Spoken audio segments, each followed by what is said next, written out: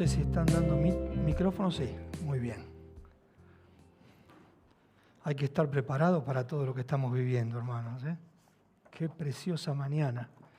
Gracias al grupo de adoración, gracias Cristina por tan inspiradora preparación. Gracias Matías por el testimonio, a cada uno. Bueno, escuchando el testimonio de Matías pensaba cuántas historias diferentes tenemos, de qué maneras tan únicas el Señor ha trabajado con nosotros. De hecho, somos únicos, somos diferentes unos con otros. La iglesia no se trata de uniformarnos y de hacernos todos igualitos, aunque sí tenemos un mismo espíritu que nos une y nos conforma en un cuerpo, y tenemos un Cristo, un Señor, pero cada uno diferente, con historias diferentes, con situaciones de vida diferentes, con aspiraciones diferentes, con expectativas, con pasiones o con vocaciones diferentes. Y Dios se encarga de acomodar la manera de encontrarse con nosotros. Y qué hermoso el testimonio de Matías, porque muchos tenemos a lo mejor un día, pero sabemos que es un proceso también. Y muchos no tienen un día y creen que está faltando. Quiero decirles, Cristo no falta si le das lugar. Así que me parece precioso poder hablar acerca del proceso. Claro, decía también Cristina hace un ratito que estábamos en una fecha especial, el Domingo de Ramos, o por lo menos el día que recordamos aquella entrada triunfal del Señor Jesucristo a la ciudad de Jerusalén. Me tocó predicar también un Domingo de Ramos el año pasado y por supuesto fui a curiosear mis apuntes, no imaginen que no. Y en aquella oportunidad fui a ver los apuntes mucho después que ya sentía que el Señor me había dado la idea global del mensaje de hoy. Pero me hizo bien recordar que en esa oportunidad habíamos hablado de una imagen profetizada, una exclamación particular por parte del pueblo que reconocía al que viene en el nombre del Señor, un llanto por la incomprensión de parte del Señor Jesucristo, un propósito como fin último de todo lo que allí acontecía y un rey que era humillado para ser finalmente exaltado. Así habíamos recorrido en el último Domingo de Ramos, pero esta vez sentí que el Señor me estaba movilizando a ese llanto. Me sentía atraído con el llanto de Jesús, especialmente atraído con el llanto de Jesús. Y antes de profundizar un poquito en esta reflexión, que espero sea breve, me gustaría compartir con ustedes, espero que no me echen después de esto, pero me gustaría compartirles algo que para quienes son no adictos, porque entre los hijos de Dios no, pero que son de aquellos que van a las redes y miran los reels, algo que está muy, muy en boga, que es la comparación entre expectativa y realidad. ¿Vieron algunos de estos? Expectativa versus realidad. Bueno, miremos un poquito esto, porque en esta ocasión hubo mucho de expectativa y realidad. ¿Alguna vez experimentaste la frustración por la diferencia entre tus expectativas y la realidad? Seguramente sí. Esta es una experiencia que todos nosotros vivimos, ¿no? La vivimos, dale un clic, cuando vamos a una hamburguesería, a ver el clic, tenemos esa expectativa de lo que pedimos y nos encontramos con la realidad. Hay una película, Un día de furia, que trabaja Michael Douglas y rompe todo porque le habían dado algo parecido a esa realidad, ¿no? Nos suele pasar en otras ocasiones, cuando queremos hacer la torta de cumpleaños de algún hijo, ¿no? Entonces tenemos ahí el modelo, intentamos hacerlo como nos sale. ¿Sí? ¿Alguna vez les pasó?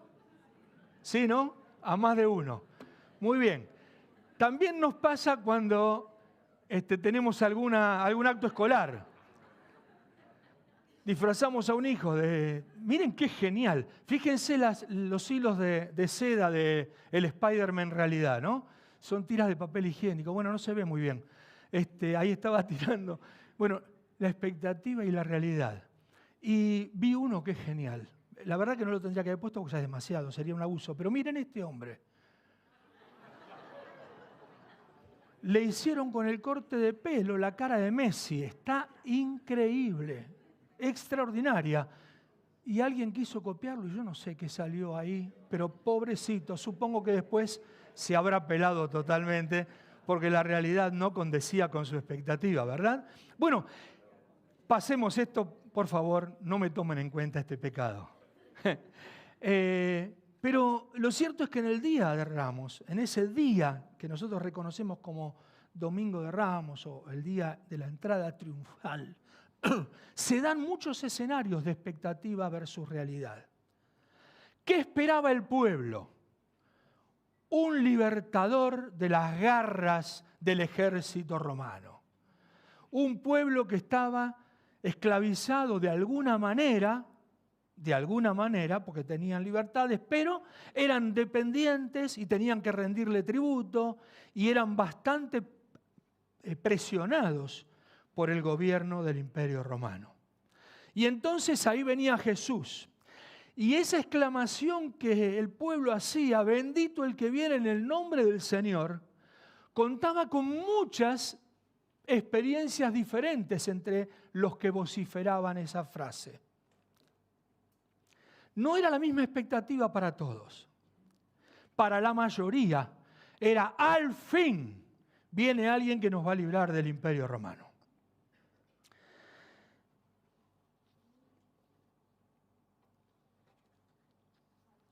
Gracias.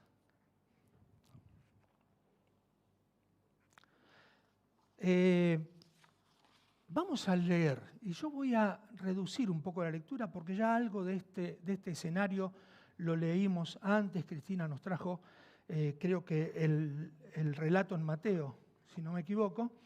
Yo había preparado el de Lucas, pero vamos a pasar hasta el versículo 41. Ustedes pueden leerlo y vamos a volver a estas escenas, pero que suponemos que son bastante conocidas y si no relataré muy brevemente. Pero dice en el versículo 41, cuando Jesús se acercó, venía de otras regiones, había pasado por Betania, no hacía mucho que había resucitado a Lázaro, y venía con gente que le seguía. Dice, cuando Jesús se acercó, al ver la ciudad, lloró sobre ella, diciendo, si tú también hubieras sabido en este día lo que conduce a la paz, pero ahora está oculto a tus ojos. Ahí lloró Jesús. Porque sobre ti vendrán días cuando tus enemigos echarán terraplén delante de ti. No van a servir los muros, porque va a haber terraplenes y van a invadirte. Te sitiarán y te acosarán por todas partes. Te derribarán a tierra y a tus hijos dentro de ti, y no dejarán en ti piedra sobre piedra, porque no conociste el tiempo de tu visitación.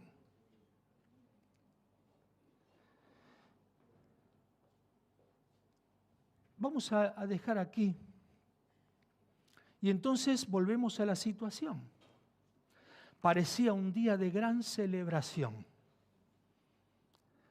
Llegaba el rey. ¿Qué rey?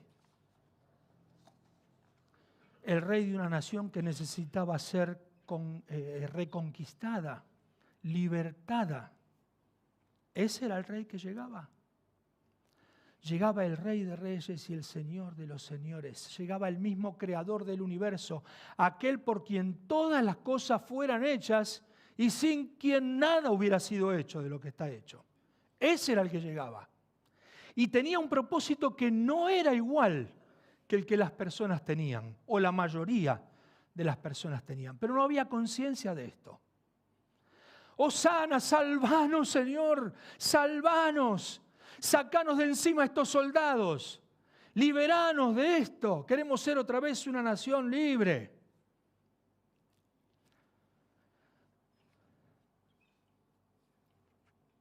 Es increíble, pero no podían ver quién les estaba visitando. No se daban cuenta. O si se daban cuenta, creían que lo prometido en las profecías tenía un sentido desvirtuado. No era el propósito de Dios.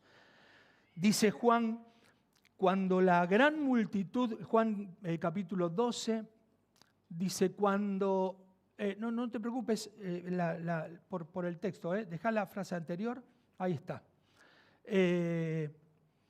Dice en Juan capítulo 12, versículos 12 y 13, cuando la gran multitud que había venido a la fiesta oyó que Jesús venía a Jerusalén, tomaron hojas de las palmas y salieron a recibir a Jesús y gritaban, Hosana, bendito el que viene en el nombre del Señor, el Rey de Israel. Y en Mateo 21, 8 y 9 dice, la mayoría de la multitud tendió sus mantos en el camino y cortaban ramas de los árboles y las tendían por el camino, y las multitudes que iban delante de él y las que iban detrás de él gritaban, Hosana al Hijo de David, bendito aquel que viene en el nombre del Señor, Hosana en las alturas. Como ustedes ven, eran multitudes. Se estima que para ese día o para esa semana, la ciudad de Jerusalén triplicaba o cuadruplicaba su población por las visitas de todos aquellos que iban a celebrar la Pascua a esa región. Cantidades de gente. Algunos dicen que podría haber en esa pequeña Jerusalén, porque era una ciudad grande, pero pequeña para las que tenemos hoy en nuestra época, podría haber alrededor de unos 3,5 millones de personas en ese momento. Y una gran multitud, sabiendo que estaba Jesús viniendo, salió a su encuentro. ¿Por qué motivo? La mayoría ciego, sin conocer cuál era el motivo por el que él venía. Y lo había profetizado Dios a través del profeta Zacarías, cuando dijo, regocíjate sobremanera, hija de Sión, da voces de júbilo, hija de Jerusalén, tu rey viene a ti, justo y dotado de salvación, humilde, montado en un asno, en un pollino, hijo de asna. Y justamente todo eso fue lo que sucedió. Ahora, ¿qué aclamaban? Bueno, ya sabemos, o algo dijimos. Pero no todos aclamaban al que venía a liberar del Imperio Romano. Algunos, tal vez, de la multitud estaban allí porque habían sido receptores de algún milagro. Dios había hecho algo con ellos. Me imagino a los miles que alimentó en aquellos eventos donde multiplicó los alimentos para millares. Capaz que había muchos ahí que venían a comer, a buscar de lo que Jesús podía ofrecerles materialmente. A lo mejor algunos habían venido porque habían sido sanados. Hubo muchos a quien Jesús sanó. Ciegos de nacimiento, paralíticos, leprosos, ¿sí o no?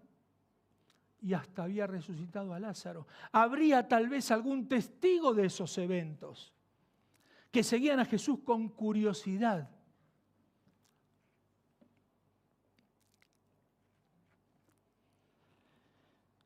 Pero sin embargo, en medio de toda esa multitud, Jesús llora. Jesús llora. No está en el asnito, en ese pollino que nadie había montado nunca. No está sentado llorando de la emoción porque todos lo aclamaban, como estaríamos nosotros, ¿no? Como la selección argentina en el micro yendo para el obelisco, que no llegó nunca. Emocionados por ver la gente, cómo me aclaman. No era ese el llanto. ¿Por qué llorás vos? Y a veces lloramos de alegría, ¿no? A veces lloramos de la emoción porque nos sentimos amados. Una persona esta semana llorando me decía, no puedo entender por qué me aman tanto. Así que lloraba de alegría, de sentirse amada. No era este el caso. Jesús no lloraba por estas razones. ¿Y entonces por qué lloraba?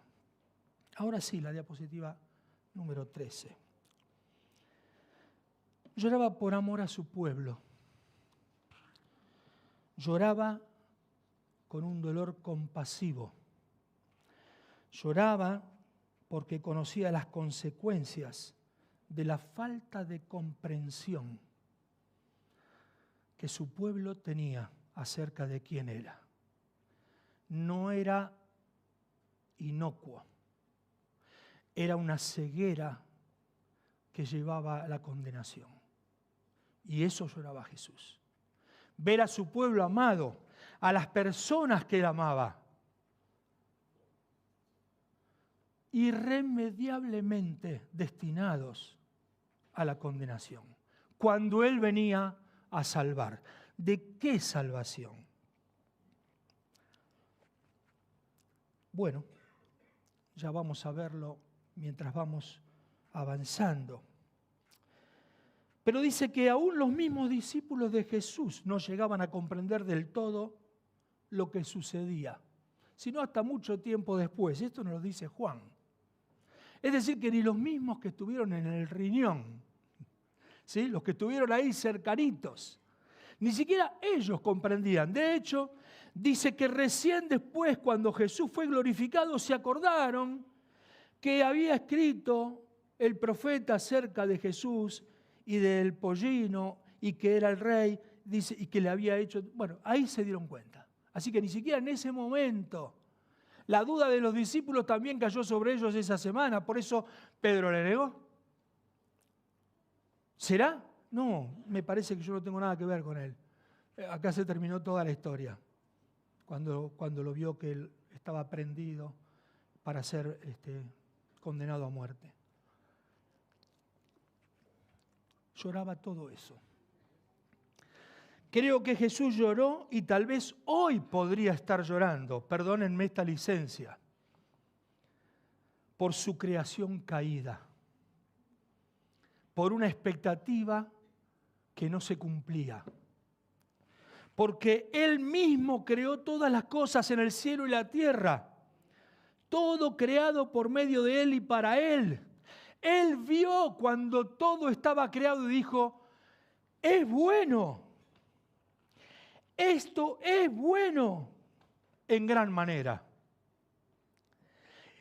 Dios quiso tener una experiencia de comunión íntima y permanente con el hombre. Pero por cuanto todos pecaron, todos quedamos destituidos de la gloria de Dios. Y su expectativa se transformó en una realidad dolorosa que lo hizo llorar. Y que tal vez hoy lo sigue haciendo llorar. También creo que lloró y sigue llorando hoy en algún lugar de su corazón por el acercamiento utilitario y no esencial que nosotros podemos hacer de Cristo. ¿Por qué nos acercamos a Cristo? Hay muchas personas hoy que tal vez siguen a Cristo por conveniencia especulativa. Y no quiero denunciar a otros, me quiero mirar a mí. Así nos enseña Santiago, ¿no? Guarda, con escuchar mensajes para los otros. Hermano, estuve orando todo el tiempo para no dar un mensaje para ustedes, sino para que Dios me hable a mí. Pero a veces nos acercamos a Cristo como si fuera una máquina expendedora, a la que le mandamos una oración y nos tiene que dar lo producido para nuestro bienestar. Como un talismán de la suerte. Aquel que nos garantiza prosperidad económica o satisfacción y bienestar personal. Queridos, estamos condenados al infierno. Estamos destituidos de la gloria de Dios. Eso es lo que Él te quiere dar. El sanarte de esa enfermedad que te mata eternamente. No te quiere traer unos pesos más. Por supuesto que es la añadidura. Busca primero el reino de Dios y todas las demás cosas van a ser añadidas. Pero no es eso lo que Dios espera. No tengamos un acercamiento utilitario de Dios, como cuando usamos el paraguas que nos molesta 360 días y los 5 días que lo usamos decimos, qué bueno, Cristo.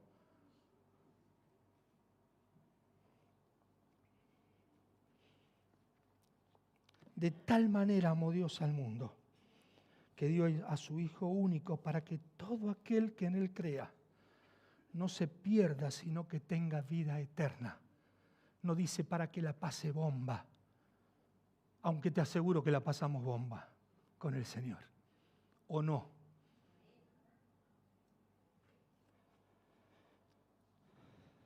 Acercarnos al Señor por lo esencial de su obra es poder cantar como cantábamos hace un rato, extraviados ya no más. Ahora somos hijos de la luz. Creo que Jesús también lloró. Diapositiva 16. Y tal vez hoy podría estar llorando ante un pueblo transformado en religiosidad, en ritualismo y en legalismo, en lugar de un pueblo consagrado al Señor. Convencido o convertido, decía Matías. Qué linda pregunta. Ahí estaban, hosana el que viene en el nombre del Señor, ocupándose de la letra y la ley y descuidando el espíritu, porque la letra mata, pero el espíritu vivifica. Mirando lo que está delante de sus ojos, pero descuidando sus propios corazones, que es donde direcciona su mirada el Señor. ¿De qué te estás ocupando? Sobre todas las cosas guardadas, guarda tu corazón. Sobre todo lo valioso que tengas, es tu corazón que necesita de Cristo. Un pueblo transformado en religioso, ritualista, legalista, que según lo leemos en Isaías 29:13, el mismo Señor Jesucristo en Mateo 15 lo repite, dice el Señor, porque este pueblo se acerca con su boca y me honra solo con sus labios, pero su corazón está lejos de mí. Y su temor de mí está basado en mandamientos de hombres. ¿Así usamos la palabra de Dios?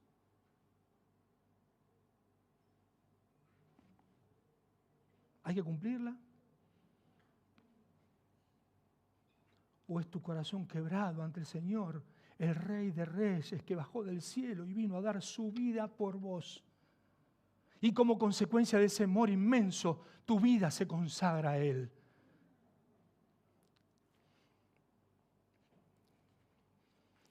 Llora cuando nos ve más preocupados por juzgar a los demás que por la misericordia y las buenas obras.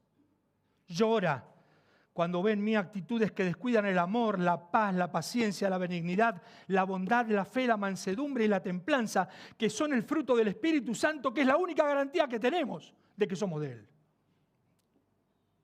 Porque Él nos selló con su Espíritu. Llora cuando minimizamos el pecado. Llora y cuando nos dejamos permear por las costumbres, por el modo de actuar, por el modo de hablar, por el modo de pensar, por asumir ideologías de moda, por posicionarnos bajo la soberbia que impera en el mundo.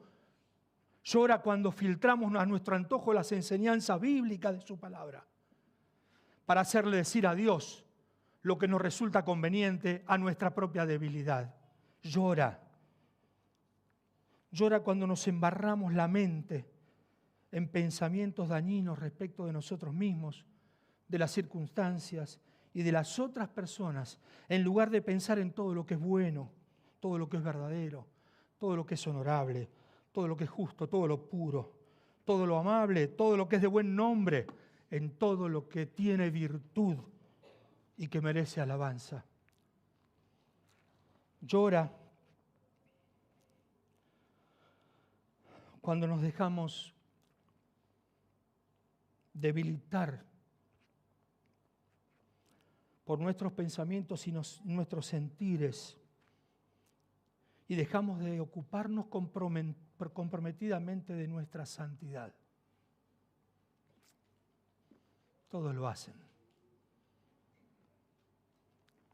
Esto es de otra época. ¿Qué vamos a esperar para tener sexo?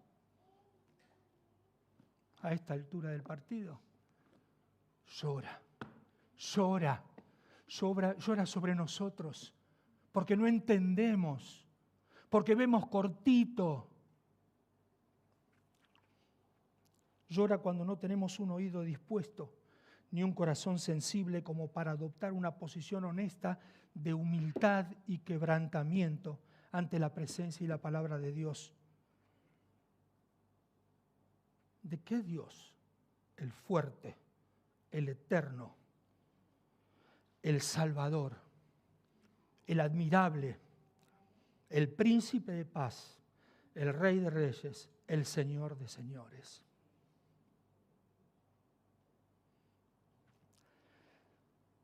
Estamos trabajando mucho con el lema es más que creer. Y más que creer es más que saber textos de memoria. Más que creer es más que ser maestros de la ley. Los fariseos estaban allí, ni siquiera adorando o alabando a Jesús porque podía ser una posible salvación en contra de los romanos. Ni siquiera eso. Estaban buscando cómo cuestionarlo. Eran los maestros de la ley, ocupados en pavadas, sin poder entender porque tenían los ojos cerrados, ciegos, qué era lo que estaba haciendo Cristo. Él venía a morir por nosotros para darnos una nueva vida y la salvación eterna. Amén. Amén. Miqueas 6:8 dice, hombre, Él te ha declarado lo que es bueno. ¿Y qué pide Jehová de ti? ¿Qué pide Jehová de nosotros? ¿Qué pide el Señor para aliviar su llanto? Solamente que hagamos justicia, que amemos la misericordia y que nos humillemos ante Dios. No es la soberbia, no es justicieros, es hacer actos de justicia. No es hablar de misericordia, es vivir en amor. No es hablar de las buenas posibilidades que trae para el cristiano ser humilde, es estar humillado en la presencia del Altísimo, reconociendo que necesitamos que siga su proceso en nosotros. Eso no lo hace llorar a Cristo.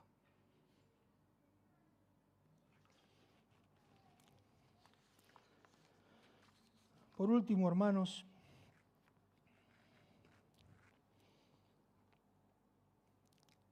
Cristo para esto murió y resucitó una semana de este evento y volvió a vivir para ser el Señor, el dueño de nuestras vidas.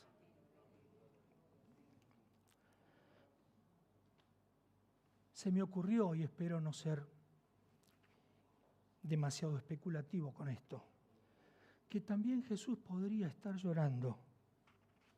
Ténganme paciencia con esto, solo es un pensamiento.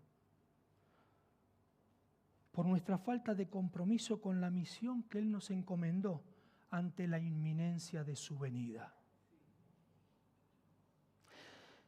Jesús le había dicho a sus discípulos, no se turbe vuestro corazón, creed en Dios, creed también en mí.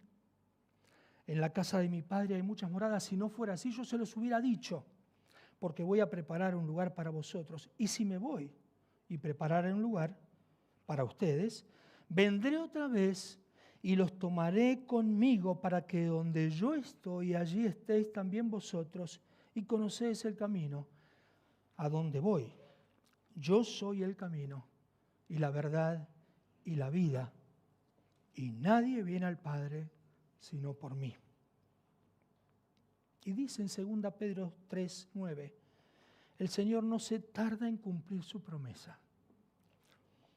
No por lo menos como algunos la entendemos o algunos la entienden.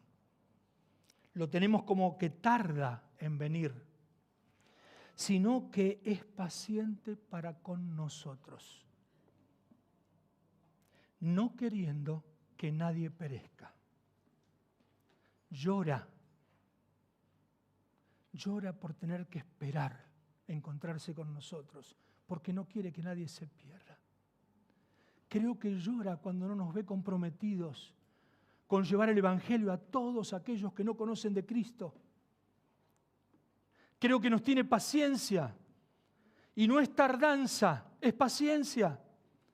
Quiere que nosotros asumamos el rol que nos encomendó, seguir con la obra de Cristo, de la extensión del reino de Dios, de dar a conocer las buenas nuevas de Jesucristo, el mensaje de la salvación que todos necesitamos, sin lo cual estamos condenados a la muerte eterna.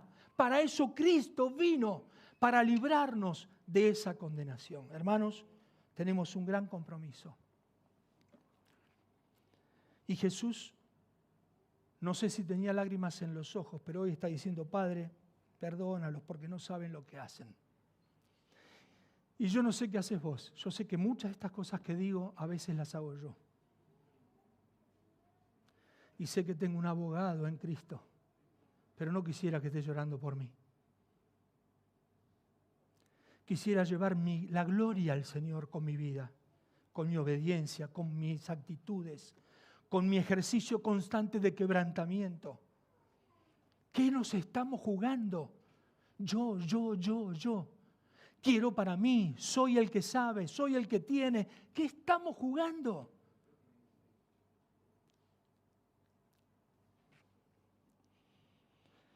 Si hubiera sabido lo que conduce a la paz. No conociste el tiempo de tu visitación. Jesús nos visitó. Jesús te está visitando hoy. Todavía es tiempo de visitación para nosotros. El Señor está aquí, expectante porque le recibas. Si hubieras sabido lo que conduce a la paz, Él es el camino que conduce a la paz. En Apocalipsis 3, 18, 19 y 20, dice: unge tus ojos con colirio para que veas. Hermanos, necesitamos ver más, mejor, más profundamente, más sabiamente a Jesucristo. Comprenderlo, comprender su propósito y ser consecuentes con Él. Que la expectativa de Dios y la realidad en mi vida sean iguales. Unge tus ojos con colirio para que veas. Sé celoso del Señor y arrepentite. No mandes a arrepentir a los otros. Arrepentite. Humillate. Sé celoso y arrepentite. Porque Él está a la puerta y llama. Y dice: si alguno oye mi voz y abre la puerta, yo entraré a Él y cenaré con Él y Él conmigo, y será una fiesta. Amén. Hermanos, que el Señor nos bendiga en la decisión que hoy el Señor nos está invitando a tomar. Necesitamos más de Él, reconocerlo mejor. ¿Sí? Que el Señor les bendiga.